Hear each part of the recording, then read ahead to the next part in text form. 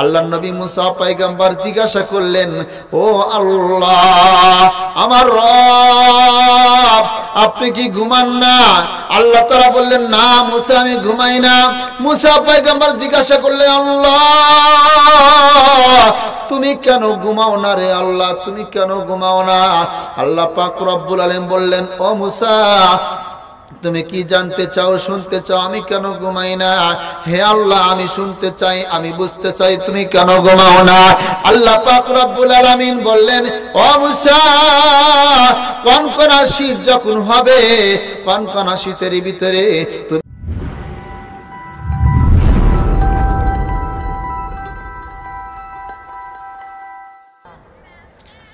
আল্লাহ রাব্বুল আলামিন বলেন, কুল্লু নাফসিন যায়িকাতুল মাউত। ও দুনিয়ার মানুষ শুনে রাখো, খেয়াল করো, শুনে রাখো, আল্লাহ পাক রব্বুল আলামিন দুনিয়ার ভিতরে যার জান দিয়ে দুনিয়াতে প্রেরণ করেছেন, যার রূহ দিয়ে দুনিয়াতে প্রেরণ করেছেন, যার আত্মা রয়েছে, জান রয়েছে, বাবা আল্লাহ পাক রব্বুল আলামিন পবিত্র কালামের ভিতরে বললেন, যার জান আছে, যাকে আমি হায়াত দিয়েছি, আমি যাকে আত্মা দিয়েছি, জান দিয়েছি, ওই ব্যক্তি, ওই মাখলুক, ওই প্রাণীর একদিন না একদিন হলেও তার মৃত্যুবরণ করতে হবে। বলেন ঠিক না ঠিক? ভাইজান আমার, বন্ধুগণ আমার, আমরা তো দুনিয়া থেকে একদিন চলে যাব, কবরের জগতে চলে যাব। দুনিয়ার মধ্যে যদি কোনো ভাই, যদি কোনো পিতা অথবা চাচা, দুনিয়ার মধ্যে যদি কোনো মা যদি কোনো বিপদে পড়ে, বড় অসুস্থ হয়ে গেছে, বড় মুসিবত এসে গেছে, কেউ না কেউ যদি পাশে থাকে অবশ্যই চেষ্টা করে তাকে উদ্ধার করার জন্য। বলেন ঠিক না ঠিক? ভাইজান আমার, এমন একটা সময় আসবে যখন আমার কাছে, যখন মালাকুল মাউত যখন কাছে আসবে, আমি কোন অবস্থায় থাকবো, আমি কোন হালতে থাকবো, নামাজ পড়ার পরে আমার জানটা নিয়ে যাবে নাকি নামাজের আগে নিয়ে যাবে, এটা তো আমি আপনাকে বলতে পারবো না। আল্লাহ পাক রব্বুল আলামিন হুকুম যখন হবে, আল্লাহর হুকুম পায়া মালাকুল মাউত আমাদের কাছে চলে আসবে। বলেন ঠিক না ঠিক? দুনিয়ার মধ্যে যদি কোনো মুসিবতের পরে কোনো মানুষ এই মুসিবত থেকে বাঁচার জন্য, এই মুসিবত থেকে রক্ষা পাওয়ার জন্য কত মানুষ কাছে আসে, আগে আসে, ভাই তোমার কি হয়েছে, বলে এই সমস্যা হয়ে গেছে। একজন না একজন কেউ উপকার করে, হেল্প করার জন্য চেষ্টা করে বাবা। কিন্তু মা, ও আমার বাবাজিরা, যুবক ভাইরা আমার, দিলের কান দিয়ে শুনবা, দুনিয়ার মুসিবতের মধ্যে কত মানুষ আগে আসতে পারে, সাহায্য করতে পারে, কিন্তু বাবা পাশে যে কবরস্থান, যেই কবরস্থানের ভিতরে আমরা শত শত মানুষকে মাটি দিয়ে আসলাম, ও বাবাজি আমার, কত মানুষকে মাটি দিয়ে আসলাম, একদিন তো কোনোদিন ওই মুর্দা ব্যক্তিরা আমাদের কাছে আসলো না, একদিনের জন্য তো কোনোদিন আমাদের কাছে এসে বলল না যে আমার প্রয়োজন আছে, আমাকে কিছু দাও, কিন্তু কোনোদিন তো কেউ আসে নাই। কিন্তু আমরা মরণের কথা আমরা ভুলে গেছি, মরণের কথা আমাদের মনে নাই, আমাদের যে মরতে হবে এই কথাটা আমাদের ভিতরে জানা নাই। বলেন ঠিক না ঠিক? মসজিদে আজান হয় বাবা, মসজিদে 5 ওয়াক্ত নামাজের আজান হয়, 5 বার করে যখন মুয়াজ্জিন যখন আমাদের যখন ডাকতে থাকে, হাইয়া আলাস সালাহ, হাইয়া আলাল ফালাহ, যখন ডাকতে থাকে, ও দুনিয়ার মানুষ, তোমাদের কানে যখন আজানের আওয়াজ চলে গেল, পুছলাম, তখন তোমরা যত কাজ আছে, যত কর্ম আছে, সব কিছু ফেলে দিয়ে আমি আল্লাহর মসজিদে আসিয়া তোমার নামাজে দাঁড়িয়ে যাও। ঠিক না বে ঠিক? কিন্তু বাবা আজান তো প্রতিদিন হয়, আজান ঠিক টাইমে হয়, কিন্তু আমি আর আপনি ঠিক টাইমে মসজিদে যেতে পারি না।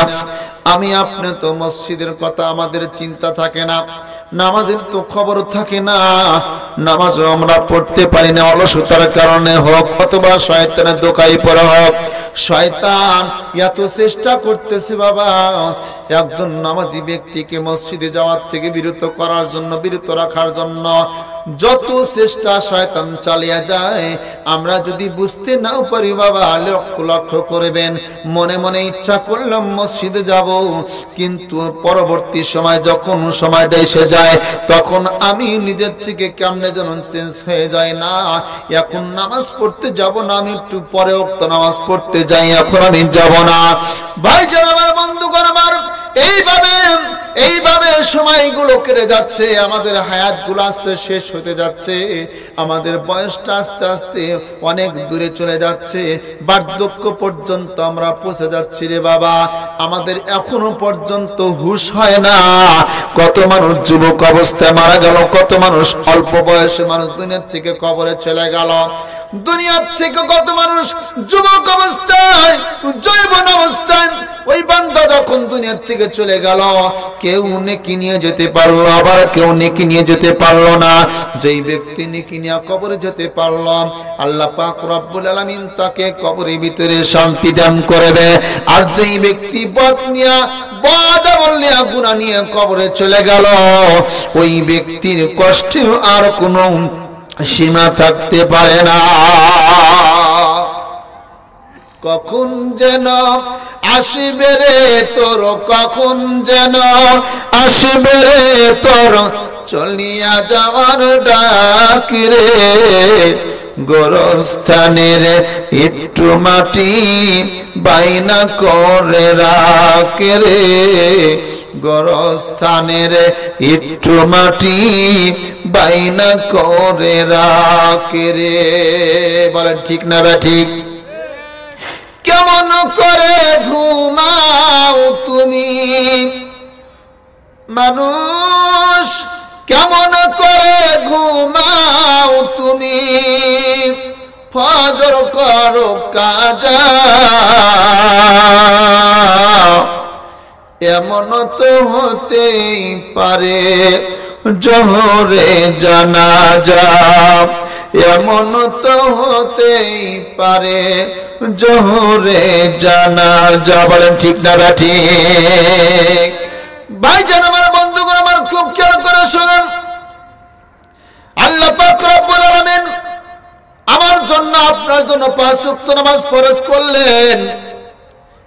আল্লাহ পাকের হুকুম 5 ওয়াক্ত নামাজ পড়া, কিন্তু বাবা আমরা কয় ওয়াক্ত নামাজ পড়ি? আমরা কয় ওয়াক্ত নামাজ পড়ি? আল্লাহ পাক যদি কিয়ামতের ময়দানে জিজ্ঞাসা করে, বান্দা আমি তোমাকে 5 ওয়াক্ত নামাজ দান করেছিলাম, তুমি কয় ওয়াক্ত পড়েছো?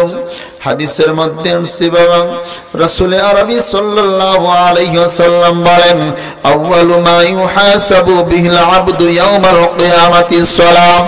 রাসূল আরবি সাল্লাল্লাহু আলাইহি ওয়াসাল্লাম বলেন, কিয়ামতের ময়দানে সমস্ত বান্দা বান্দির নামাজের হিসাবটা আগে নেওয়া হবে। কান সুবহানাল্লাহ, আবার বলুন সুবহানাল্লাহ।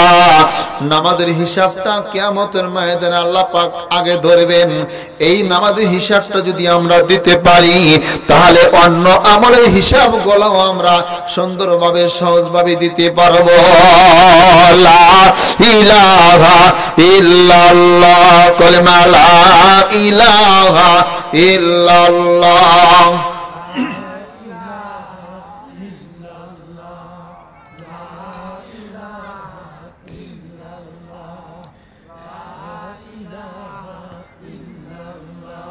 চিন্তা করে দেখো না কবরে কি যাইবা না, চিন্তা করে দেখো না কবরে কি যাইবা না। যেই কবরে আল্লাহ ছাড়া বন্ধু কেহ থাকবে না, যেই কবরে আল্লাহ ছাড়া বন্ধু কেহ থাকবে না, চিন্তা করে দেখো না কবরে কি যাইবা না। বলেন ঠিক না ঠিক? দিলে বড় অহংকার চেনো না খোদার ঘর, দিলে বড় অহংকার চেনো না খোদার ঘর। নামাজের লাগিয়া যে তোর, নামাজের লাগিয়া যে তোর একটু মায়া লাগে না, চিন্তা করে দেখো না কবরে কি যাইবা না, চিন্তা করে দেখো না কবরে কি যাইবা না। আজান কানে শুনিয়া কেমনে থাকো ঘুমায়া, আজান কানে শুনিয়া কেমনে থাকো ঘুমায়া। কবরের আযাবের কথা, কবরের আযাবের কথা একটু স্মরণ করো না, চিন্তা করে দেখো না কবরে কি যাইবা না, চিন্তা করে দেখো না কবরে কি যাইবা না। যেই কবরে আল্লাহ ছাড়া বন্ধু কেহ থাকবে না, যেই কবরে আল্লাহ ছাড়া বন্ধু কেহ থাকবে না, চিন্তা করে দেখো না কবরে কি যাইবা না। লা ইলাহা ইল্লাল্লাহ, কালেমা লা ইলাহা ইল্লাল্লাহ, জোরে লা ইলাহা ইল্লাল্লাহ। মারহাবা, লা ইলাহা ইল্লাল্লাহ।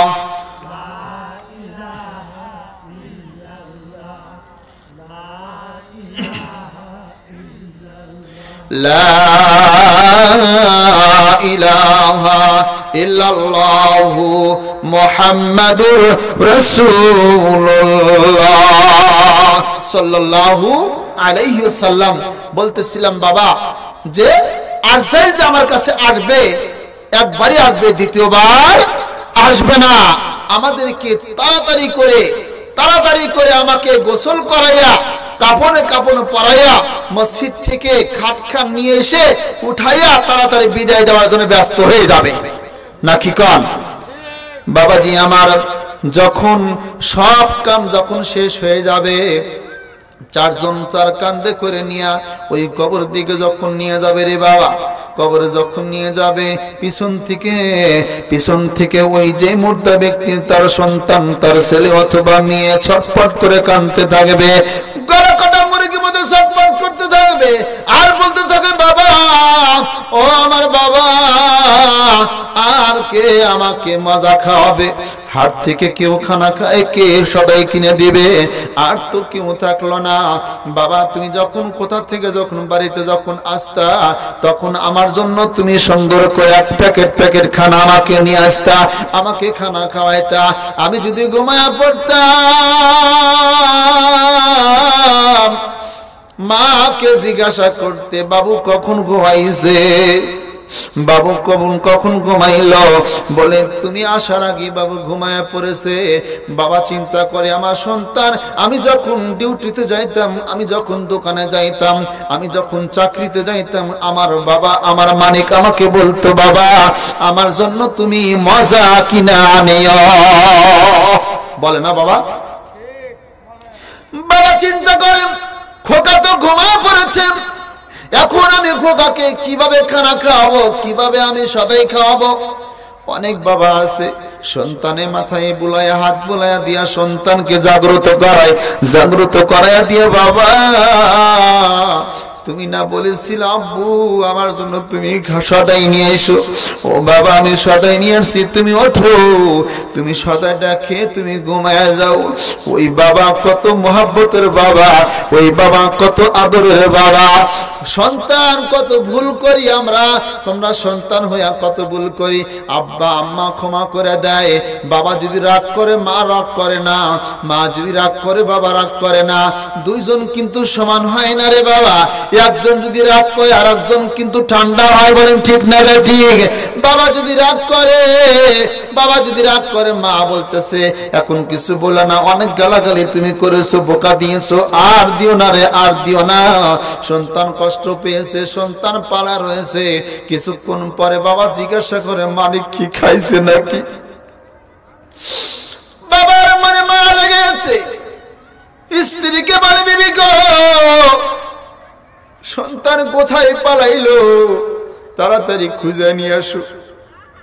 রাগের মাথায় আমি আমার সন্তানকে কত গালি দিয়েছি, আমার মেজাজটা ভালো ছিল না, মাথাটা ঠিক ছিল না, আমি সন্তানকে গালি দিয়েছি। বিবি গো যাও যাও, সন্তানকে নিয়ে আসি, খানা খাওয়াও। খানা খাওয়ানোর পরে যখন রাত্রে যখন শুয়ে পড়ে, মা ডেকে ডেকে বলে বাবা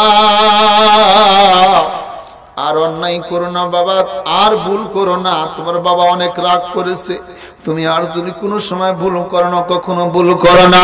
সন্তান যখন বলতেছে মা বাবাকে বলে দিও আমি আর ভুল করব না। ভাইজান আমার, বন্ধুগণ আমার, বাবা থাকতে আমরা মর্যাদা বুঝি না, মা থাকতে মর্যাদা বুঝি না। অন্ধকার যখন কবরে যখন চলে গেলাম, যখন সুন্দর করিয়া খাটখান চারজন কান্দে করে নিয়ে যখন অন্ধকার কবর দিকে যখন নিয়ে যাইতেছে, কালেমা শাহাদাত পড়তে পড়তে যাইতেছে, আর সন্তান চিন্তা করতেছে জীবনের জন্য বাপটা শেষ করে ফেললাম, বাপ ডাকটা আমার আর থাকলো না, বাপটাকে বিদায় দেওয়া কত কঠিন ব্যাপার, মাকে বিদায় দেওয়া কত কঠিন ব্যাপার। যার এই দুনিয়াতে মা নাই, যার বাবা নাই, সেই বুঝতে পারে মা বাবার কত ব্যথা, মা বাবার কত ব্যথা।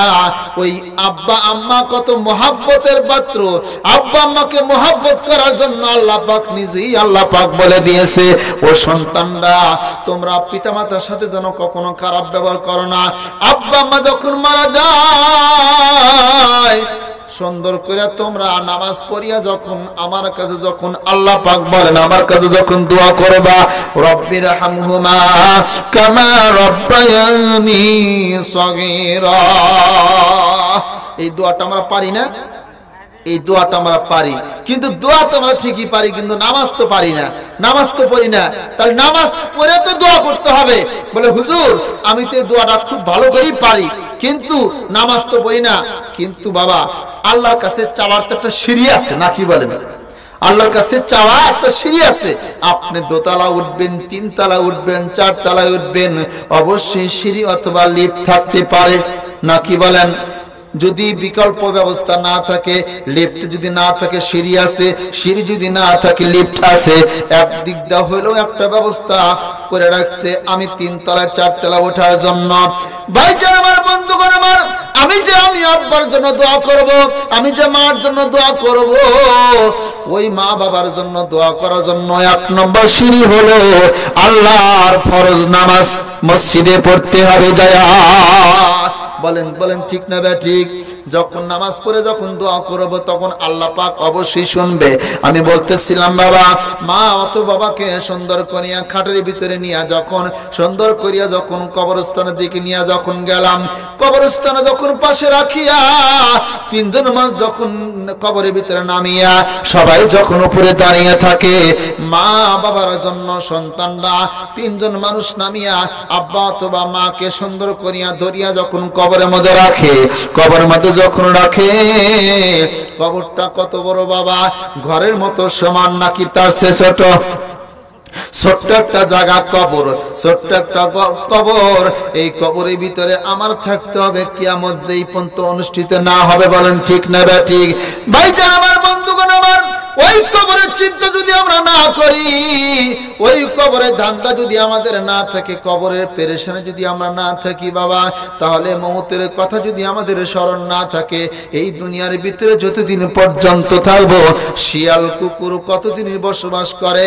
আমি যদি দুনিয়ার থেকে যাওয়ার পথে ঈমান যদি না নিয়ে যেতে পারি, আমি দুনিয়ার থেকে যাওয়ার পথে যদি আমি আমল যদি না নিয়ে যেতে পারি, আমার মতো জাহেল, আমার মতো মূর্খ, আমার মতো পাপী বান্দা দুনিয়াতে আর কেউ নাই। বলেন ঠিক না বে ঠিক? এই জন্য বলছি বাবা, কবরের জগতে সকলকে যাইতে হবে। এই দুনিয়ার একটা জগৎ, পরকালে একটা জগৎ। এই দুনিয়ার জগৎ থেকে আমরা সবাই চলে যাব। বাবাজি আমার খুব খেয়াল করে শুনুন, আমার মা বোনেরা যারা এখন আসেন নাই অতি তাড়াতাড়ি চলে আসেন। আলোচনা যখন শেষ হয়ে যাবে তখন আরেক বক্তা চলে আসবে। আমি চাই সব হুজুরদের আলোচনাগুলো আপনি একটু শুনবেন।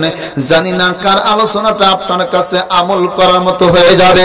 যদি আপনি কোনো আলেমের যদি আমল করতে পারেন, ওই কথাটার আমল করার কারণে হতে পারে আপনার জীবনের ধন্য হয়ে যাবে, আপনার কবরে আযাব মাফ হয়ে যাবে, জান্নাতের ফয়সালা আপনার জন্য হয়ে যাবে। ভাইজান আমার, বন্ধুগণ আমার, এই জন্য বলছি বাবা, কবরের জগতের আমরা সকলেই কিন্তু আসামি বাবা। একটা দুনিয়ার জগৎ, একটা পরকালের জগৎ। এই দুইটা জগৎ বাবা, দুনিয়ার জগৎ থেকে যখন চলে যাব, পরকালের জগতে যখন চলে যাব, সেখানে আমাকে উপকার করার মতো, সাহায্য করার মতো পৃথিবীতে আর কেউ নাই। না কি বলেন? পৃথিবীর মধ্যে আর কেউ নাই। দুনিয়ার থেকে যখন কবরে যখন চলে যাব, কবরের মধ্যে যখন শুইব, আমাকে যখন শোয়া রাখবে, আরে ওই কবরের মধ্যে যখন শুয়া থাকবো, যখন সবাই তিনজন নামিয়া দোয়া দরুদ পড়িয়া তিন মুষ্টি মাটি যখন দিয়া মিনহা খলাকনাকুম ওয়া ফিহা নুঈদুকুম ওয়া মিনহা নুখরিজুকুম তারাতান উখরা, এই আয়াতগুলো পড়েই তো আমরা মাটি দেই। না কি বলেন? এই আয়াতগুলো পড়েই আমরা মাটি দেই। চিন্তা করে দেখেন, আরে সারা জীবন কত অহংকারী করলাম, কত তাকাব্বুরি করলাম, অথচ যখন আমার মৃত্যুবরণ হয়ে যায়, একজন ফকিরের যেই কাপড় তিনটা, একজন রাজা বাদশা তারও কাপড় তিনটা। ঠিক না বে ঠিক? একজন গরিব মানুষের কাপড়ের যে মূল্য, একজন কোটিপতি যে মারা গেছে তারও কাপড়ের মূল্য একই। নাকি কোন?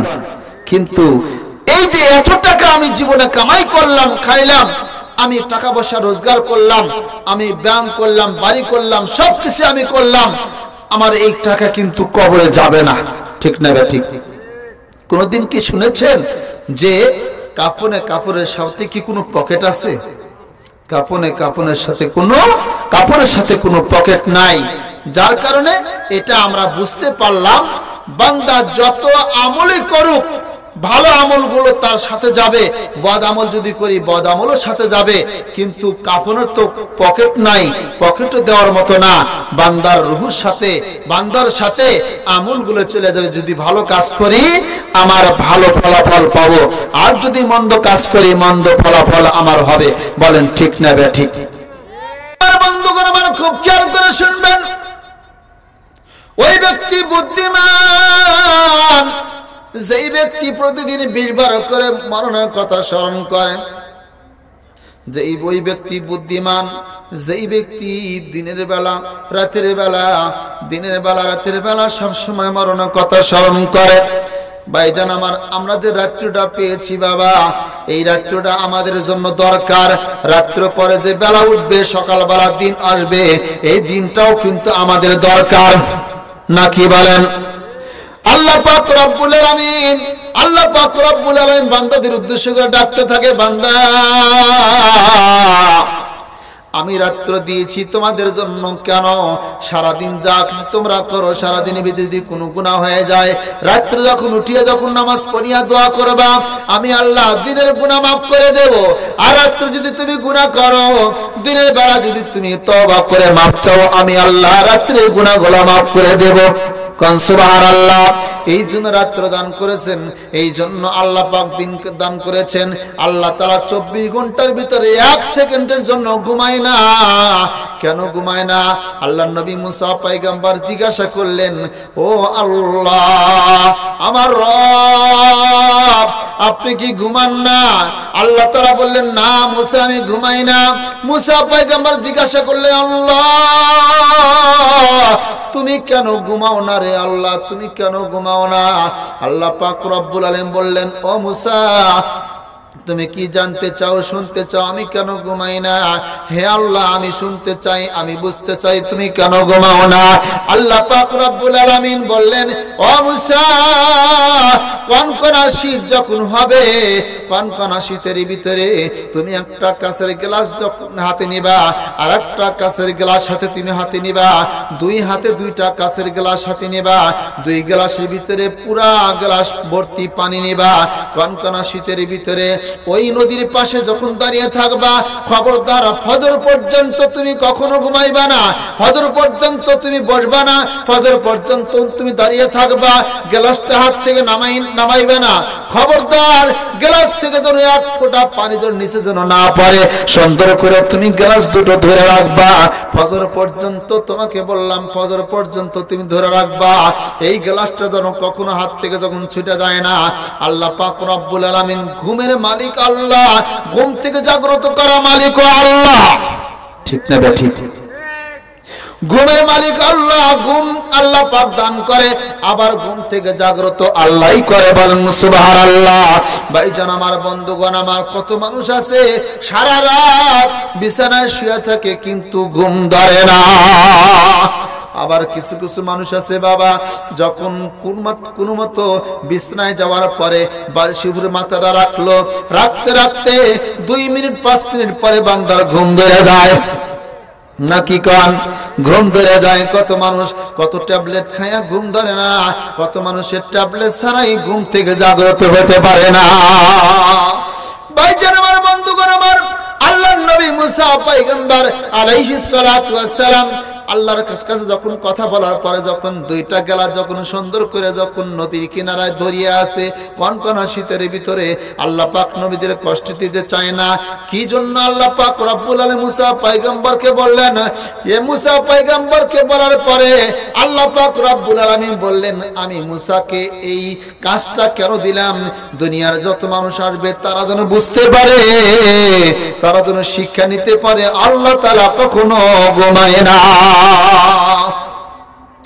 আল্লাহ রাব্বুল আলামিন কিছুক্ষণ পরে মুসা পয়গম্বরের চোখের ভিতরে ঘুম দিয়ে দিলেন। চোখের ভিতরে ঘুম যখন দিয়ে দিলেন, ঘুম ধরার পরে বাবা দেখবেন হাতে যদি মোবাইল থাকে, মোবাইলটা হাত থেকে পড়ে যায়, ঠিক না বে ঠিক? আপনি যদি একটা বই যদি পড়েন শুয়া থেকিয়া, ওই ঘুম আসলে পরে বইটা আপনার বুকের উপরে পড়ে যায়। ও ভাইজান আমার, বাবাজি আমার, পর্দালে মা বোনেরা খুব খেয়াল করে শুনুন, অনেক মানুষ বসে থেকেও কিন্তু ঘুমায়, নাকি কন? বসিয়া বসিয়া কিন্তু ঘুমায়। বাবাজি আমার, আল্লাহ পাক রব্বুল আলামিন মুসা পয়গম্বরকে ঘুম আল্লাহ পাক দান করে দিলেন, কোন সুবহানাল্লাহ। হযরত মুসা পয়গম্বর যখন ঘুম এসে গেল বাবা, হাত থেকে যখন গ্লাস দুইটা যখন থাবাস করে যখন নিচে পড়ে গেল, গ্লাস দুটো ভেঙে গেল।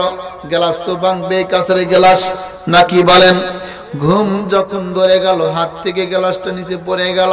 পড়ে যাওয়ার পরে মুসা পয়গম্বর চিন্তা করে দেখলেন, আল্লাহ তো আমাকে বলেছে গ্লাস যেন না ভাঙে, গ্লাসে পানি যেন না পড়ে, তুমি যেন কখনো ঘুমাও না, তুমি ঘুমাইলে পারে কিন্তু গ্লাসটা ঠিক থাকবে না। মুসা পয়গম্বর হাত থেকে গ্লাসটা পড়ে যাওয়ার পরে মুসা পয়গম্বর চিন্তা করে দেখলেন, আমি কি সর্বনাশ করলাম, কি ক্ষতিটা করলাম, আল্লাহর সাথে যেই ওয়াদাটা করেছিলাম ওয়াদাটা আমি পূরণ করতে পারলাম না। হযরত মুসা পয়গম্বর চিন্তা করলেন, আল্লাহ, আমার দুটা গ্লাস হাত থেকে পড়ে গেল, আমি তো গ্লাস দুটো রাখতে পারলাম না। আল্লাহ, আমার তো চোখে ঘুম এসে গেছে। আল্লাহ পাক রব্বুল আলামিন বললেন, মুসা পয়গম্বর যখন তুর পাহাড়ে যখন যায় বললেন, আল্লাহ, আমি যখন গ্লাস দুইটা হাতে নিছিলাম পরে ভেঙে গেল, কি জন্য ভেঙে গেল? আমি তো ঘুম এসে গেলাম, আমার গ্লাসটা হাত থেকে পরে ভেঙে গেল। আল্লাহ পাক রব্বুল আলামিন যখন বললেন, মুসা, তুমি যে বলেছিলে আল্লাহ তুমি কেন ঘুমাও না, আমি তোমাকে বললাম আমি এই জন্য ঘুমাই না, তোমাকে দিয়া উদাহরণ দিলাম। মুসা রে, ও আমার মুসা, তুমি যে 1 সেকেন্ড 2 সেকেন্ড তো ঘুমাইছিলা, ঘুম পাড়ার পরে ঘুম আসার পরে তোমার হাত থেকে গ্লাসটা পড়ে গেছে, তুমিও থফস করে পড়ে গেছো। এই পড়ে যাওয়ার কারণে সব যখন গ্লাসটা তছনছ হয়ে গেল, মুসা আমি আল্লাহ যদি 1 সেকেন্ডের জন্য ঘুমাই, আমি আল্লাহ যদি 1 সেকেন্ডের জন্য ঘুমাই, দুনিয়াটা এরকম ভাবে চুরমার হয়ে যাবে। দুনিয়ার জায়গা থাকবে না, আসমানে জায়গা থাকবে না, জমিনে জায়গা থাকবে না। আরে মুসা তোমার হাত থেকে গ্লাসটা পরে ভেঙে গেল, 2 সেকেন্ড অথবা 2 মিনিট 5 মিনিট ঘুম দেওয়ার কারণে আমি আল্লাহ যদি ঘুমাইতাম, এমনও সময় এমনও বান্দা আছে কত মুসিবতের ভিতরে পড়ে আছে, যেই মুসিবতের ভিতরে পড়িয়া যখন বান্দা দুখানা হাত তুলে যখন দোয়া করে, আল্লাহ আমি মুসিবতের ভিতরে আছি, আল্লাহ আমাকে মুসিবত থেকে তুমি হেফাজত করো, আল্লাহ পাক বললেন ও মুসা আমি যদি ঘুমাই আমার বান্দা আমাকে পাবে না। লা ইলাহা ইল্লাল্লাহ, কলেমা লা ইলাহা ইল্লাল্লাহ, লা ইলাহা ইল্লাল্লাহ।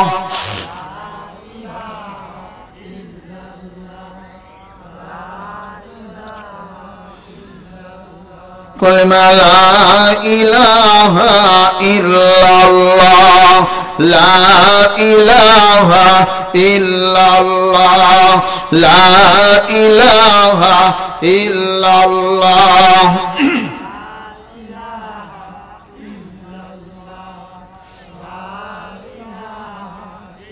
লা ইলাহা ইল্লাল্লাহু মুহাম্মাদুর রাসূলুল্লাহ। ভাইজান আমার বাবাজি আমার খুব খেয়াল করে শুনুন, আমি বেশি সময় নেব না।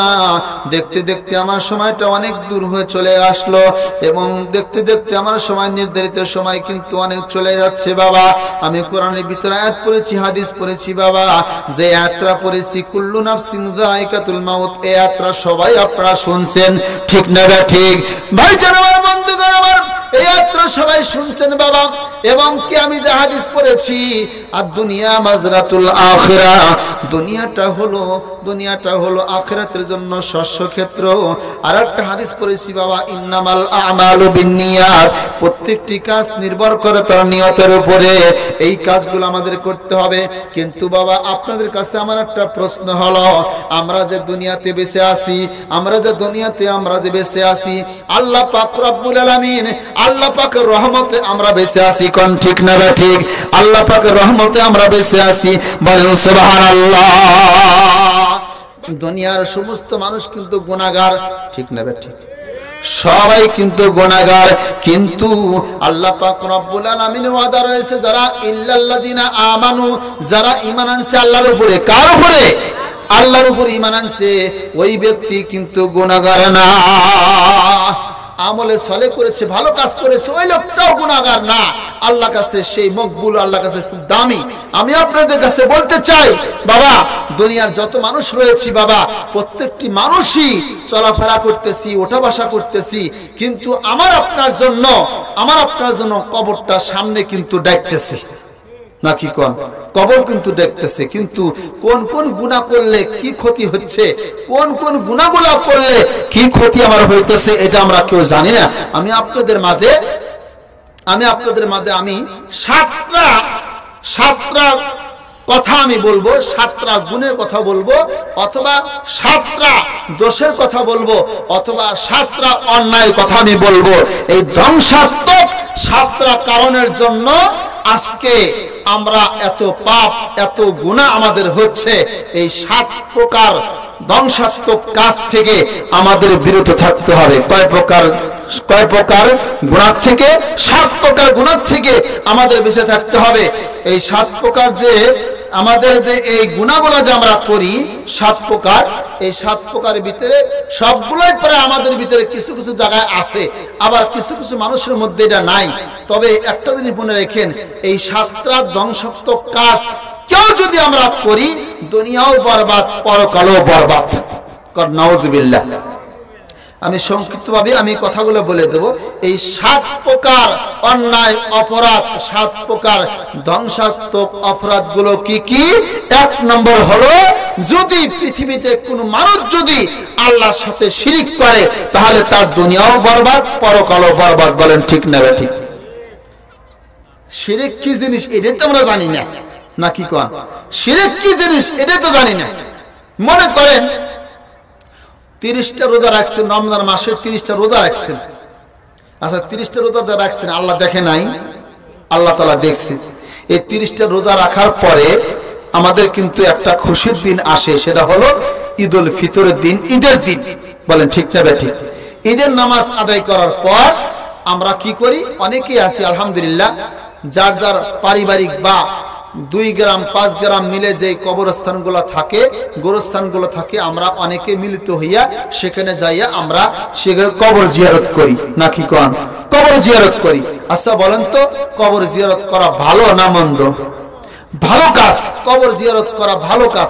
এখন কবরস্থানে গেলাম, কবর জিয়ারত করলাম, আমার বাবা আমার মা শুয়ে আছে কবরের মধ্যে, আমি কি করলাম? আমি ওই কবর জিয়ারত করার পর আবার মনে পড়ে গেল পাশে আরেকটা মুরব্বি শুয়ে আছে, আমার দাদা অথবা চাচা, তার কবরটাও একটু জিয়ারত করি। এরকম মনে হয় না? তার কবরটাও জিয়ারত করি। এখন সব কবর জিয়ারত করার পরে চিন্তা করতেছেন, কেউ যখন নাই তখন আমি একটা কাজ করি, আমি এরকম তাড়াতাড়ি, এরকম অতি তাড়াতাড়ি ফস করে কি করি বাবা? একটা কবরে যায় সেজদা মেরে দিলাম। এটা কি শিরক? 1 নম্বর শিরক গুনাহ। এই গুনাহ আল্লাহ তাআলা maaf করবে না। কবরকে সেজদা দেওয়া যাবে না। কবরকে সেজদা যদি কেউ দেয় তাহলে দুনিয়াও বরবাদ, পরকালও বরবাদ। বলেন ঠিক না ঠিক? তাহলে আমরা কখনো আমরা কবর জিয়ারত করব, কিন্তু কবরকে কখনো সেজদা দেব না। বলেন মানতে পারবো? মানতে পারবো আমরা সবাই?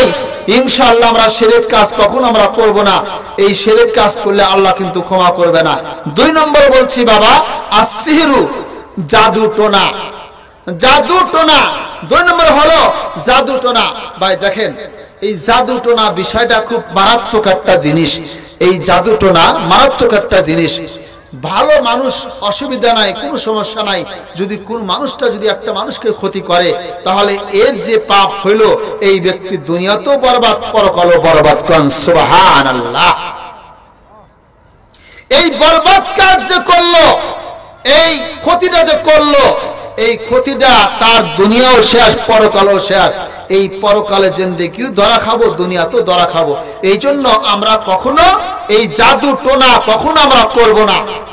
মনে করেন একটা ছেলে একটা মেয়েকে খুব মহব্বত করে, কিন্তু কপালে যদি না থাকে তাহলে কি বিয়ে হবে? বিয়ে কিন্তু হবে না।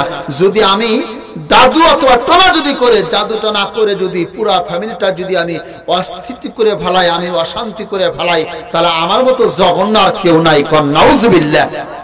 তাহলে আমরা কখনো এটা করব না, কখনো করব না, কাউকে করতেও দেব না। আর একটা বিষয় হলো, লক্ষ্য করে দেখেন যে যদি কারোর সন্দেহ মনে হয় যে আমার বাড়িতে কেউ জাদুটোনা করেছে, আমার বাড়িতে কেউ কিছু করেছে, হাদিসের মধ্যে আসছে আপনি প্রতিদিন সকালে ফজর নামাজের পরে সূরা বাকারা তেলাওয়াত করবেন। সূরা বাকারা তেলাওয়াত করবেন। সূরা বাকারা তেলাওয়াত করলে আল্লাহ পাকের ইচ্ছায় কোনো জাদু টোনা কোনো কাজে লাগবে না।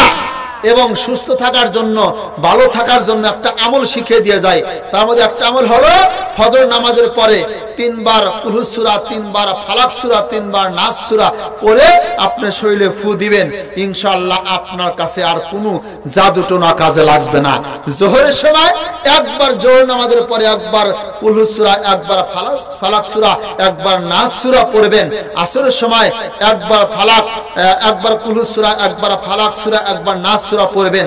আরেকটা হলো মাগরিবের সময়, মাগরিবের সময় 3 বার কুলহু সূরা পড়বেন আর 3 বার ফালাক সূরা, 3 বার নাস সূরা। ঈশান নামাজের সময় একবার করে, ঈশান নামাজের সময় একবার করে পড়বেন সূরা ইখলাস একবার, সূরা ফালাক একবার, সূরা নাস একবার। এরকম যদি আমলটা থাকে, পৃথিবীর কোনো জাদু টোনা যা কিছু থাকুক আপনাকে আর ক্ষতি করতে পারবে না, কখনো পারবে না। এই জন্য বাবাজির আমার, আমি এই 2 নম্বর কারণটা বলছি। 3 নম্বর কারণটা বলছি বাবা, অন্যায়ভাবে কাউকে হত্যা করা যাবে না, অন্যায়ভাবে কাউকে হত্যা করা যাবে না, কারণ অন্যায়ভাবে হত্যা করা এটা কুফরি এবং বড় গুনাহ। অন্যায়ভাবে কাউকে হত্যা করা যাবে না, কোনো প্রাণী কোনো মানুষ যা কি হোক না কেন অন্যায়ভাবে যেন কাউকে হত্যা না করি, এই দিক দিয়ে আমাদের খুব খেয়াল রাখতে হবে, কারণ আল্লাহ পাক কিন্তু এটা সহ্য করতে পারবে না। 4 নম্বর বলছি বাবা, 4 নম্বর হলো এই জিনিসটাই তো আমাদের বড় সমস্যা। 4 নম্বর যে ধ্বংসাত্মক কাজ, 4 নম্বর যে অন্যায় কাজ, এই অন্যায় কাজ থেকে আমরা কখনো বিরত থাকতে পারি না। ইল্লা মাশাআল্লাহ কিছু মানুষ আছে এখনো সহি পথে হালাল পথে থাকার জন্য সবাই চেষ্টা করে। 4 নম্বর হলো আমি সুদ খাবো না, সুদ দেব না। আমি সুদ খাবো না, আমি সুদ দেব না, এটাও বড় গুনাহ। এটা যদি কেউ করে থাকেন তাহলে দুনিয়াও বরবাদ, পরকালও বরবাদ, বল নাউজুবিল্লাহ। আর 5 নম্বরটা হলো ইয়তিমের মাল কখনো খাওয়া যাবে না। ইয়তিমের মাল আত্মসাৎ করে ইয়তিমের মাল ভক্ষণ করা, ইয়তিমকে কষ্ট দিয়ে খাওয়া, এটা কখনো আমাদের ঠিক হবে না, এটা বড় গুনাহ। কারণ যদি দেখে যে বড় ভাই মারা গেছে, বড় ভাই মারা গেছে, ছোট ভাই চিন্তা করতেছে বড় ভাই তো নাই, তাহলে বড় ভাই তো নাই, ছোট ভাই চিন্তা করতেছে বড় ভাই যে সম্পদ গুলো যা আছে এখন বেচতে কিভাবে ফাঁকি বুকি দিয়া পাম্পুটি দিয়া ওই জমিগুলা কিভাবে নেওয়া যায়। এরকম বাংলাদেশে আছে না নাই? আছে না নাই?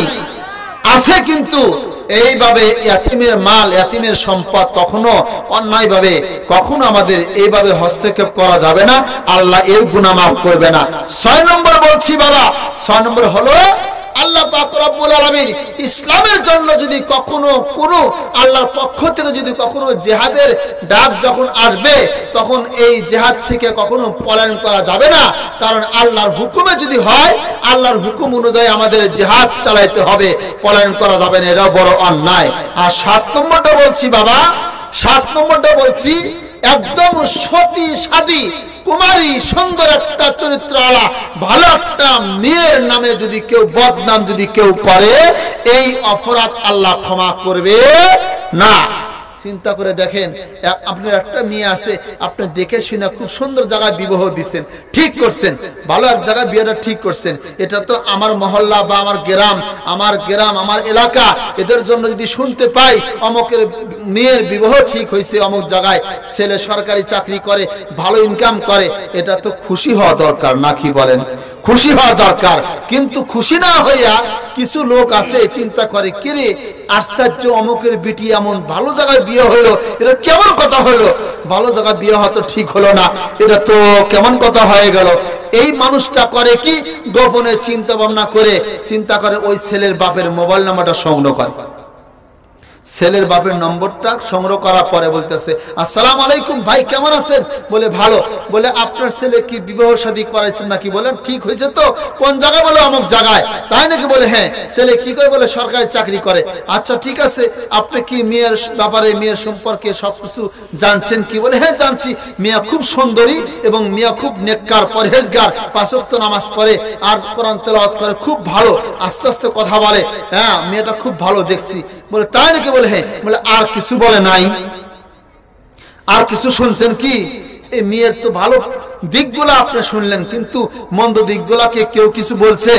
বলে না, মন্দ দিকগুলো তো কিছু বলে নাই কে। বলে ঠিক আছে, অসুবিধা নেই কে, বিয়ে দেন গা, অসুবিধা নেই কে। আসি, এটা কি ওই মেয়ের ছেলে বাপের কি বোঝা বাদ আছে? ছেলের বাপ চিন্তা করে সর্বনাশ, এই লোকটা কে ফোন দিলে? বলে গ্রাম থেকে একটা লোক ফোন দিছে, অবশ্যই মেয়ের কোনো সমস্যা আছে দেখেই আমার কাছে মনে ফোনটা আসছে। তাহলে চিন্তা করে দেখেন, ওই ছেলের বাপের কি আর গুণ ধরব? হায় সর্বনাশ।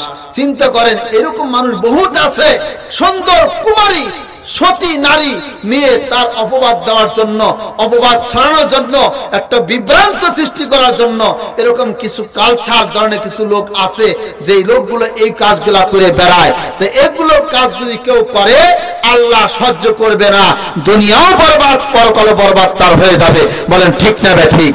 এই জন্য বলছি বাবা, আমি দীর্ঘ সময় আলোচনা করব না, আমার পাশে হুজুর চলে আসছে। আমি অনেক আলোচনা করেছি, আমি কোরআন থেকে আয়াত করেছি, হাদিস পড়েছি, এই হাদিসের উপর কোরআনের আয়াতের উপর কিছু আলোচনা আমি করেছি আপনাদের মাঝে। আমি তো আপনাদের মসজিদের ইমাম, প্রতি জুমার দিন আমি আলোচনা করি, আমার আলোচনা শোনেন ইনশাআল্লাহ। এই জন্য বেশি আলোচনা শোনারও প্রয়োজন নাই। এই জন্য আমি আপনাদের মাঝে যে কটি কথা বললাম, যে কয়েকটা বিষয়ে আমি কথা বলেছি, কবর সম্পর্কে কিছু কথা বলেছি, পিতামাতার সাথে ভালো ব্যবহার করা, এটাও আমি কিছু কথা বলেছি, বাবা মার জন্য দোয়া করা। আর এই সর্বনাশ কাজ হলো সাতটা, এই সাতটা ধ্বংসাত্মক কাজ থেকে বিরত থাকবো। এই কাজগুলোর জন্য আমাদের এই অপরাধগুলো, এই খারাপ গুণগুলো এবং মন্দ কাজগুলো আমাদের ভিতরে না থাকে, এই সাতটা বদ অভ্যাস আমাদের ভিতরে যদি না থাকে, এটার থেকে আমরা পরহেজ থাকবো, দূরে থাকবো ইনশাআল্লাহ। আমরা সবাই চেষ্টা করব, আল্লাহ পাকের কাছে দোয়া করি, আমি যে আলোচনাগুলো আপনাদের মাঝে করলাম, এই আলোচনাগুলো আমলের কোনো কথা থাকলে ইনশাআল্লাহ বক্তা এবং শ্রোতা সবাইকে, মা বোনদেরকে আমল করার তৌফিক আল্লাহ পাক দান করে, বলেন আমিন। সবাই বলেন আমিন। আলহাজ মাস্টার, ওনার মেজো ভাই চিটাগাং থাকে, কবরস্থানের উন্নয়ন কল্পে 500 টাকা দান করছে, বলে মারহাবা। 500 টাকা দান করছে, আল্লাহ তুমি দান কবুল করে নাও, জানে মালে বরকত দান করো, আল্লাহ চাকরির ভিতরে বরকত দান করো, ছেলে মেয়ের ভিতরে বরকত দান করো। আচ্ছা, মুখবলায় থেকে আমার এক মা আলহাজ মাস্টার সাহেবের ফুফু 500 টাকা দান করছে, আল্লাহ তুমি দান তুমি কবুল করে নাও। তার পরিবারের পরিজনের ভিতরে যারা কবরে চলে গেছে, আল্লাহ তাদের কবরগুলা বেহেশতের বাগান বানায়া দাও। দেখছেন, তাকবীর, দানবীর দানবীর 2000 টাকা, বলে মারহাবা। তার একটু দোয়া করে, ছোট্ট দোয়া করে দিই, আল্লাহুম্মা আমিন। রব্বানা যালামনা আনফুসানা ওয়া ইল্লাম তাগফির লানা ওয়া তারহামনা লানাকুনান্না মিনাল খাসিরিন। ইয়া আল্লাহ, তোমার এক বান্দার নাম বলতে নিষেধ করেছে, 2000 টাকা দান করেছে কবরস্থান উন্নয়নের জন্য, আল্লাহ তুমি কবুল করে নাও, জানে মালে বরকত দান করো মাওলা, যে আশা নিয়ে দান করলো আশা তুমি পূরণ করে দাও রে মাওলা। ইয়া আল্লাহ, কবরের ভিতরে যারা শুয়ে আছে মাওলা, সমস্ত কবরবাসীদের তুমি জান্নাতের ফয়সালা করে দাও, আমিন। আচ্ছা, এই যে টাকাটা কে দিছে? 500 টাকা মাসুদ মেগাই, আলহামদুলিল্লাহ। মাসুদ মেগাই ভাই 500 টাকা দান করছে কবরস্থানের জন্য, আল্লাহ তুমি কবুল করে নাও, আল্লাহ তুমি জানে মালে বরকত দান করো। 100 টাকা দান করছে, আল্লাহ তুমি কবুল করে নাও। আজকে বরাদারি ভাই, উনি কি আসছে? আসে নাই না? আহারে, ভাইজানের নাম দেখতেছি এখানে, ভাইজান আসে নাই। মসজিদের ইমাম সাহেবের হাত দিয়ে টাকা দান করলো, 1 2 3 4 5 6 7, কয় হাজার টাকা? 7000 টাকা। দেখছেন, আজকের মাহফিলের বিশেষ অতিথি, আজকের মাহফিলের বিশেষ অতিথি মোহাম্মদ বরাদ আলী ভাই, সমাজসেবক, মধ্য ভাদ্রঘাট। চিন্তা করছেন কত কষ্ট করে কামাই করে, ঢাকার বাড়িতে থাকে, কবরস্থানে জন্য 7000 টাকা দান করছে। তার বাবা অন্ধকার কবরে শুয়ে আছে, ঠিক না ঠিক? দানবীর দানবীর মোহাম্মদ বরাদ আলী ভাই, বরাদের ভাই, বল মারহাবা। 7000 টাকা, মারহাবা। একটু দোয়া করি, আল্লাহুম্মা আমিন। আল্লাহ, আমার বরাদ আলী ভাই বল মহব্বতের মানুষ, আল্লাহ প্রতি বছর কবরস্থানের জন্য দান করে। আল্লাহ দরদের বাবা অন্ধকার কবরে শুয়ে আছে, 7000 টাকা দান করলো, আল্লাহ তুমি দান কবুল করে নিও। আল্লাহ ভাইদের মনে আশা পূরণ করে দিও, কামরুজি বরকত দান করিও। বাবার কবর খানা তুমি বেহেশতের বাগান বানায়া দিও। ভাই বেড়াতে জানা আছে তাদেরকে হায়াতে তৈবা দান করো, যেই নিয়ত করে মাওলা দান করলো মনের নেক পাকসাদ তুমি পূর্ণ করে দিও, আল্লাহুম্মা আমিন।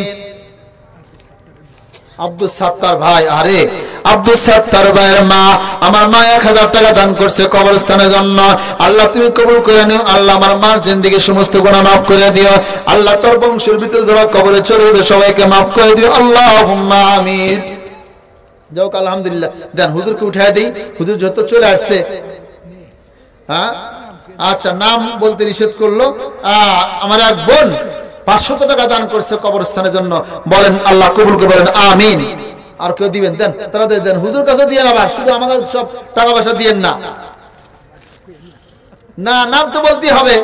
নাম বলবো না মানে আল্লাহর ঘর তপ করে আসছে, 2000 টাকা আমার হাতে দান করলাম, নাম বলবো না মানে আমি অন্তর থেকে দোয়া করবো ইনশাআল্লাহ। নারায়ে তাকবীর। আজকে মাহফিলের সম্মানিত সভাপতি সাহেব, না নামটা ভালো করে পড়ি নাকি কোন? আলহাজ মোহাম্মদ সুলাইমান হোসেন, মধ্য ভদ্রকার, উত্তরপাড়া। টাকা দিচ্ছে 2000 টাকা। কয় হাজার দিচ্ছে? 2000। তাহলে বোঝা গেল আমার কাছে 2000, দ্বিতীয় বক্তার কাছে 4000, প্রধান বক্তার কাছে 10,000। তাহলে মোটামুটি মিলছে বলো নাকি কোন? আমি আর নতুন করে আমি বাবাজিকে আর চাপ দেবো না, এই 2000 টাকা নিয়ে আমি খুশি। এরপরে হুজুর আছে, হুজুর যা করে করবেন ইনশাআল্লাহ। আল্লাহ তুমি কবুল করে নাও। আল্লাহ হাদি সাহেবের দান তুমি কবুল করে নাও। আল্লাহ তার আব্বা আম্মা, আল্লাহ যারা দাদাতে যারা কবরে চলে গেছে, মেহেরবানি করিয়া আল্লাহ তাদের কবরখানা তুমি বেহেশতের বাগান বানায় দাও, আল্লাহুম্মা আমিন। আপনি মিয়ার জামাই জামতল? আচ্ছা, হাসান আলী ভাই, 1 বস্তা সিমেন্ট লেখেন, 1 বস্তা সিমেন্ট কিন্তু দিবে আমার হাসান আলী ভাইয়ের মিয়ার জামাই। 1 বস্তা সিমেন্ট 1500 টাকা বলে মারহাবা। আল্লাহ আমার বস্তি জামাই আরে 1500 টাকা 1 বস্তা সিমেন্ট কবরস্থানের জন্য দান করলো। আল্লাহ তুমি দান কবুল করো, না জানে মেলা বরকত দান করো।